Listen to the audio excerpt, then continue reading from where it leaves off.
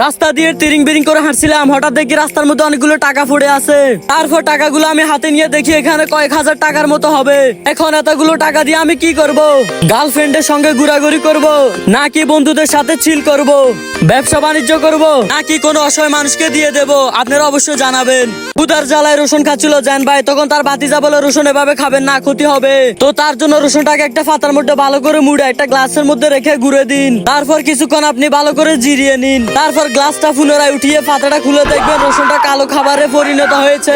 আর এই খাবারটি ইংল্যান্ডে অনেক জনপ্রিয় খাবার। ভিডিওটা বিনোদনের উদ্দেশ্যে বানানো, সবাই সাবস্ক্রাইব করবেন। লিচু কখনো এভাবে খাবেন না, এতে আপনার পেটে অনেক ব্যথা করবে। এর জন্য সবার প্রথমে লিচুর খোসাগুলো ছাড়িয়ে নিন। তারপর একটা পাতায় কিছু নুন চাল মেখে লিচুটাকে ভালো করে লাগিয়ে নিন। এতে খেতে অনেক সুস্বাদু লাগবে এবং কি আপনার আর কোনো ক্ষতিও হবে না। পেঁয়াজ কাটার সময় চোখে অনেক জ্বালা করে, তাই আপনি হাতে একটা কালো চশমা নিয়ে নিন। তারপর এটা চোখে লাগিয়ে আপনি পেঁয়াজ কাটুন। এতে আপনার চোখে আর জ্বালা করবে না, আর আপনি সুন্দর করে পেঁয়াজ কেটে ফেলতে পারবেন। চাইলে আপনি একটা পাতা দিয়ে সুন্দর একটা বাঁশি বানিয়ে নিতে পারেন। প্রথমে আপনাকে সুন্দর একটা ফাতা নিতে হবে। তারপর ফাতাটির মাথাকে হালকা করে বোড়ে এক পাশ থেকে ভালো করে বোড়ে নিতে হবে। তারপর মাথাটিকে হালকা চ্যাপটা করে দিয়ে বাস আমাদের বাঁশি তৈরি হয়ে গেল। কখনো আপনার একটা বেলুনকে ফু দিয়ে ফুলাবেন না, এতে আপনার নিঃশ্বাস নিতে অনেক কষ্ট হবে। তো তার জন্য আপনার একটা সাইকেলের এক পাশে বেলুনটাকে লাগিয়ে দিন, আর আরেক পাশ দিয়ে জোরে জোরে ফু দিন। এতে বেলুনের মধ্যে ভরপুর হাওয়া আসবে আর আপনার নিঃশ্বাস নিতে আর কষ্ট হবে না। আচ্ছা, আজকে আমি 10 টাকা দিয়ে ছোটবেলার কিছু খাবার খাবো।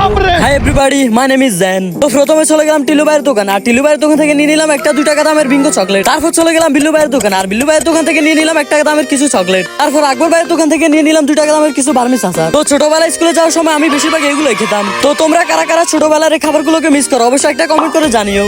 তোমরা কখন একটা পেন্সিলকে পুরো শেষ করেছো? তো আজ তোমাদের ভাই সেটাই করবে। প্রথমে একটা পেন্সিল আর একটা কাটার নিয়ে নিলাম। তারপর এটাকে কাটার করতে করতে আমার ঘাম বেড়ে যাচ্ছে, কিন্তু এটা শেষ হওয়ার কোনো নামই নিচ্ছে না। যাই হোক, আজকে তোমাদের জন্য তোমাদের ভাই এটা শেষ করেই ছাড়বে। যতক্ষণ আমি এটাকে ঘুরাচ্ছি ততক্ষণ আমি সারা পৃথিবী ঘুরে আসতে পারতাম। তো ফাইনালি তোমাদের ভাই এটাকে শেষ করেই ফেললো। তো এত কষ্ট শুধুমাত্র তোমাদের জন্য। তো ভিডিওটাতে অবশ্যই একটা লাইক করে দিও। আজকে আমি এটার মধ্যে ততক্ষণ খাবার রাখবো যতক্ষণ এটা ভর্তি হয়ে যায়। তো প্রথমে একটা দোকানে গিয়ে নিয়ে নিলাম 5 টাকা দামের একটা জিরো চিপসটা খুলে বক্সের মধ্যে ঢাললাম, কিন্তু বক্সটা ভর্তি হলো না। তাই আরেকবার দোকানে গিয়ে নিয়ে নিলাম একটা মোটর বাজা, আর মোটর বাজাটাও ঢালতে দেখলাম বক্সটা এখনো ভর্তি হলো না। ভাই 5 টাকার জিনিস দেওয়ার হবে না, তাই এক দোকানে গিয়ে 10 টাকা দিয়ে নিয়ে নিলাম একটা মাইটি চিপস। আর মাইটি চিপসটা খুলে বক্সের মধ্যে ঢালতে বক্সটা ভর্তি হয়ে গেল। আর সম্পূর্ণ ভিডিওতে সাহায্য করেছে আমার এই বন্ধু। আমি কি পারবো এই বলটাকে এক ঘুষায় ফাটাতে? চলো দেখা যাক। তো প্রথমে বলটা নেওয়ার জন্য চলে গেলাম জিল্লু মামার দোকানে। জিল্লু মামার দোকান থেকে বলটা নিয়ে আসার সময় বলটা আমাকে বলতে লাগলো, সাল আর কাউকে ফেলি না ফুটকি মারার জন্য, দেখে শুনে আমাকে মারতে হবে। তারপর বলটাকে একটা টেবিল উপর রেখে আমি গুছাতে লাগলাম।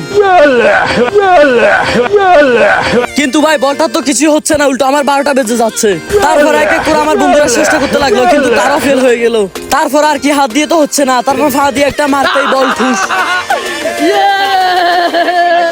ফাইনালি বলটা ফেটে গেছে আর এটা ফাটিয়েছে আমাদের।